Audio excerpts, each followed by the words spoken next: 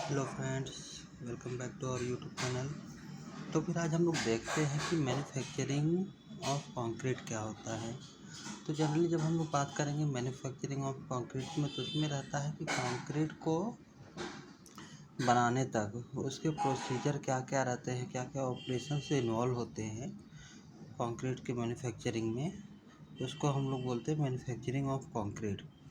तो manufacturing of concrete में basically total seven types रहते हैं, 7 प्रोसीजर रहते हैं। तो उसका अभी डिस्कस करते हैं हम लोग स्टेप बाय स्टेप। तो शुरू करते हैं। उसमें सबसे पहला रहता है बैचिंग। बैचिंग में क्या रहता है? बैचिंग में हम लोग कंक्रीट करने के लिए जो मटेरियल का वेट करते हैं, तो वेट वाले पोर्शन को हम लोग बैचिंग करते हैं। कि जैसे देखो, मटेरियल समझो हमारा लेने का है, कंक्रीट करने के लिए लेने का है, सीमेंट कितना लेना है, एग्रीगेट कितना लेने का है, तो उसका बाय एक पर्टिकुलर प्रोपोर्शन M20 ग्रेड के लिए या M25 ग्रेड के लिए उसका रेशियो रहता है। जैसे M20 के लिए समझो है 1:2:4, तो वो रेशियो प्रोपोर्शन करने के लिए हम लोग वेट करते हैं कंक्रीट के पार्टिकल का। तो फिर वो वेट करने के जो प्रोसीजर होता है उसको बोलते हैं बैचिंग। बैचिंग क्या है? Measurement of material for making concrete. अभी बैचिंग में 2 टाइप के बैचिंग होते हैं। पहला होता है वॉल्यूम बैचिंग, सेकेंड होता है वेट बैचिंग। तो अभी उसमें पहले देखते हैं वॉल्यूम बैचिंग क्या होता है। वॉल्यूम बैचिंग में वो सब बैचिंग के इक्विपमेंट्स आते हैं जो सीधा उसके क्वांटिटी से बैच मेजर करते हैं उसका वेट। ठीक है। तो वॉल्यूम बैचिंग समझो कि हम लोग का सीमेंट लेने का है, तो वॉल्यूम बैचिंग में एक समझो घमेला से या तगाड़ी जो भी बोलते हैं हम लोग, तो उससे बैचिंग करते हैं। तो घमेला से समझो कि एक घमेला सीमेंट ले लिए, 2 घमेला सैंड ले लिए, 4 घमेला एग्रीगेट ले लिए। मतलब एक प्रॉपर एक्यूरेट मेजरमेंट नहीं रहता है।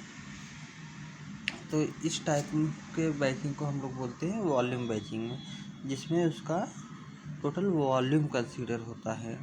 लाइक वॉल्यूम बैचिंग में डिफरेंट टाइप के रहते हैं। लाइक फर्मा में एक पर्टिकुलर उसका डायमेंशन रहेगा, समझो कि 1 फीट बाय 1 फीट डायमेंशन रहेगा।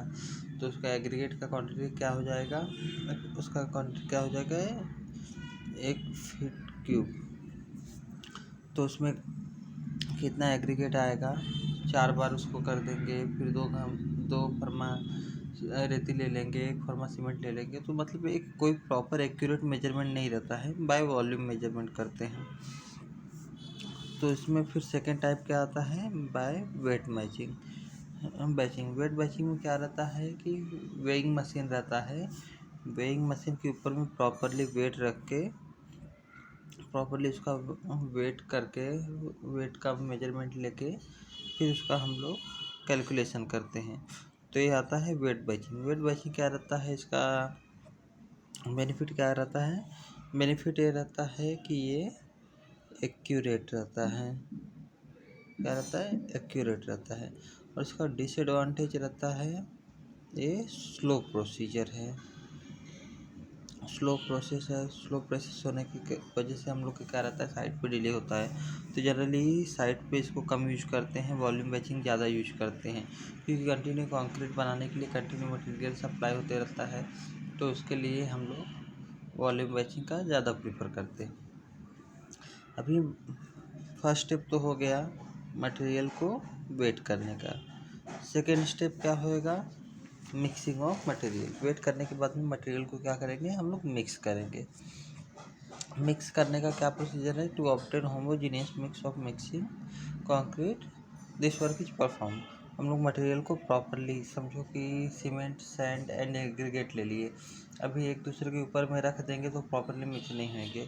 तो अभी तीनों को मिक्स करने के लिए हम लोग मिक्सिंग का प्रोसीजर लेते हैं। मिक्सिंग के प्रोसीजर में 2 टाइप के हो जाते हैं। पहले wet mixing, dry mixing. Dry mixing करने के लिए क्या करते हैं? सब मटेरियल को प्रॉपरली मिक्स कर देते हैं, उसके बाद में फिर उसमें वाटर ऐड करेंगे तो वेट मिक्सिंग कंसीडर होता है। अभी मिक्सिंग के लिए हम लोग क्या क्या यूज करते हैं मटेरियल? एक तो हो गया पैन मिक्सिंग। पैन मिक्सिंग मतलब कि समझो ट्रे रहा, ट्रे में सब मटेरियल को इकट्ठा करके गिरा दिए। ये समझो हमारा ट्रे हो गया, इसमें पहले एग्रीगेट डाल दिए, फिर एग्रीगेट डालने के बाद में उसके ऊपर में सैंड डाल दिए, फिर सीमेंट डाल दिए, फिर फावड़ा के हेल्प से समझ हमारा हो गया फावड़ा, फावड़ा के हेल्प से इसको मिक्स कर दिए। तो ये हो गया पैन मिक्सिंग। पैन मिक्सिंग के बाद में सेकेंड प्रोसीजर क्या होता है, second type drum mixing. Drum mixing को दूसरे लैंग्वेज में हम लोग उसका जनरल टेक्निकल लैंग्वेज में बोलते हैं, उसका जो मशीन रहता है उसको बोलते हैं हाफ बैग मिक्सचर मशीन।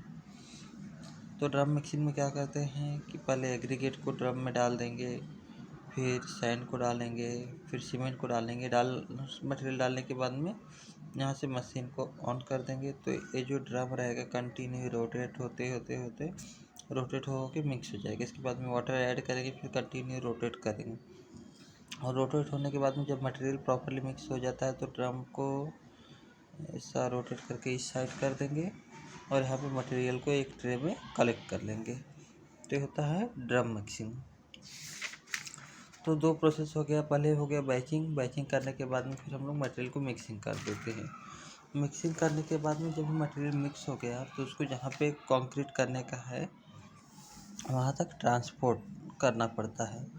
तो थर्ड स्टेप में क्या आ जाएगा, ट्रांसपोर्टेशन ऑफ कंक्रीट।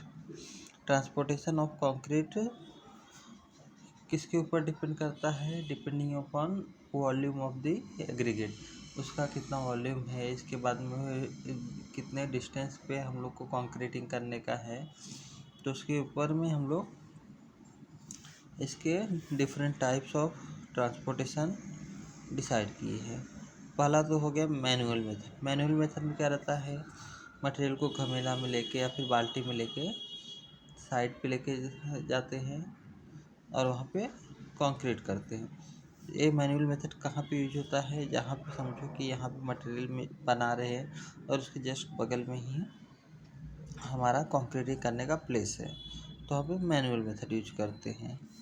सेकेंड क्या है, एनिमल मेथड। एनिमल मेथड में क्या रहता है कि पहले के टाइम पे जब भी हमारे पास इक्विपमेंट ज़्यादा नहीं रहते हैं या फिर विलेज एरिया में, तो वहाँ पे जो गधे रहते हैं एस, उसके पीठ के ऊपर में कोई बड़ा बर्तन में हम लोग एग्रीगेट कंक्रीट फिल कर देते हैं, कंक्रीट रख के उसके ऊपर में थ्रो हम लोग ट्रांसपोर्ट करते हैं। ये हो गया एनिमल मेथड, ये अभी रेयरली यूज होता है। थर्ड क्या होता है, व्हील बोरो मेथड।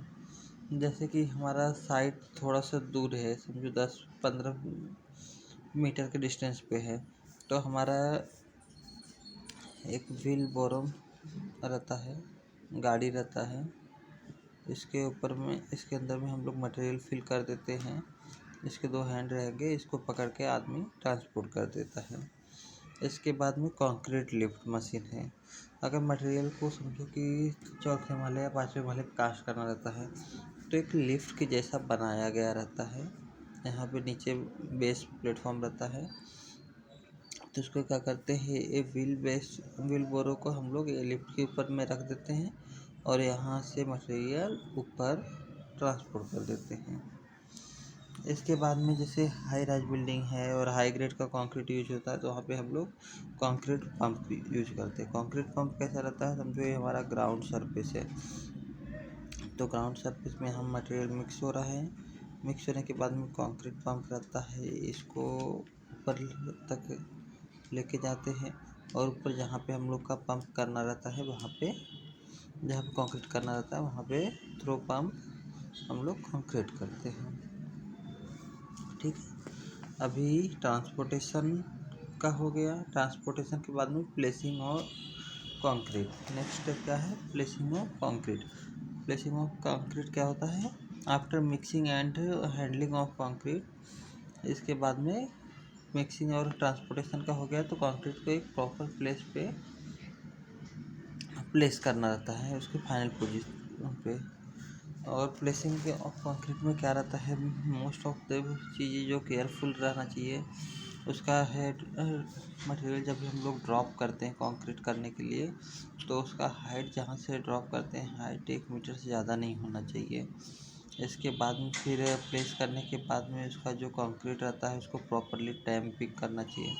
टैम्पिंग करने के लिए 2 टाइप होते हैं, थ्रो टैम्पिंग रहता है, इसके बाद में फिर वाइब्रेटर का यूज करके, ताकि मटेरियल प्रॉपरली सेट हो जाए। उसकी वजह से हनी कॉम्ब वगैरह आने के चांसेस नहीं रहते हैं। ये हो गया। उसके बाद में फिर आता है नेक्स्ट स्टेप जो रहता है कॉम्पैक्शन ऑफ कंक्रीट। तो इसको डिस्कस किए। कॉम्पैक्शन ऑफ कंक्रीट का 2 टाइप का रहता है, by hand compaction. Hand compaction में क्या रहता है, टैम्पिंग रॉड रहता है। सेकेंड रहता है मैकेनिकल वाइब्रेटर। मैकेनिकल वाइब्रेटर जब भी हम लोग के कॉलम वगैरह समझो कि है 1 मीटर की हाइट के ज़्यादा डिस्टेंस है, 1 मीटर की हाइट तक का डिस्टेंस, तो वहाँ पे मैकेनिकल वाइब्रेटर यूज करते हैं, ताकि एकदम प्रॉपरली वाइब्रेट करके मटेरियल को सेटल कर दे अच्छे से। तो कॉम्पैक्शन ऑफ कंक्रीट हो गया। कॉम्पैक्शन के बाद में फिर लास्ट प्रोसीजर जो होता है कि हमारा मटेरियल समझो कॉम्पैक्ट होके फिल हो गया।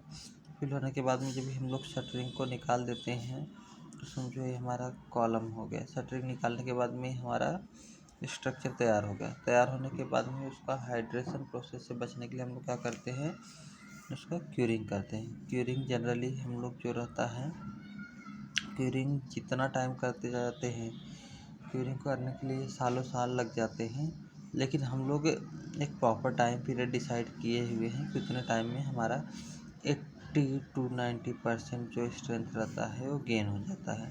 तो हमारा टाइम पीरियड कितना रहता है, 14 days to 28 days। 14 days to 28 days तक हम लोग जो स्ट्रक्चर तैयार हो गया रहता है उसको क्यूरिंग करते हैं। और क्यूरिंग में अभी डिफरेंट टाइप देखेंगे, जैसे spraying of water. Spraying of water हमारा कहाँ पे हो जाएगा, जैसे बीम वगैरह का पोर्शन है तो स्प्रे पंप रहता है, उससे पानी स्प्रे करने का एक ऐसा रहता है, दिन में 3 times in day minimum spray करते हैं। इसके बाद में फिर सेकंड टाइप रहता है मेम्ब्रेन क्यूरिंग। थर्ड टाइप क्या आता है, स्टीम क्यूरिंग। स्टीम क्यूरिंग में कैसा रहता है कि स्ट्रक्चर तैयार हो गया है, इसको शटरिंग करके यहाँ पे स्टीम प्रोवाइड करते हैं। स्टीम में भी 2 टाइप का रहता है, low pressure steam, high pressure steam. अगर जल्दी स्ट्रेंथ गेन करना है तो हाई प्रेशर यूज करते हैं। लो आराम से मतलब स्ट्रेंथ गेन करना है विदिन 48 आवर्स तो लो प्रेशर यूज करते हैं। उसके बाद में क्यूरिंग बाय इंफ्रारेड रेडिएशन, ये बहुत रेयर यूज होता है, लेकिन इंफ्रारेड रेडिएशन के थ्रू में हम लोग क्यूरिंग करते हैं। इसके बाद curing by weight gunny bag. समझो ये हमारा कॉलम है, तो कॉलम के ऊपर में गनी बैग ऐसा लपेट देते हैं और थ्रो पाइप उसको क्यूरिंग करते हैं। तो गनी बैग गीला रहता है तो कंक्रीट को वाटर मिलते रहता है। इसके बाद में फिर नेक्स्ट जो स्टेप आता है क्यूरिंग बाय बॉन्डिंग मेथड। ये मेथड हम लोग कहाँ पे यूज करते हैं, जहाँ पे हमारा फ्लोर रहता है, फ्लोर को ऐसे 3-4 पार्ट में वाटा बना देते हैं, और हर एक पार्ट में वाटा का हाइट रहता है 50 mm तक हाइट प्रोवाइड करते हैं। जिसके बाद में इसमें वाटर फिल कर देते हैं। वाटर फिल हर 2 दिन में पानी को चेंज करते रहते हैं, ताकि उसकी वजह से उसमें कीड़े वगैरह नहीं पड़े। तो होप आपको समझ में आ रहेगा manufacturing process of concrete. Thank you for watching this video. आप बने रहें।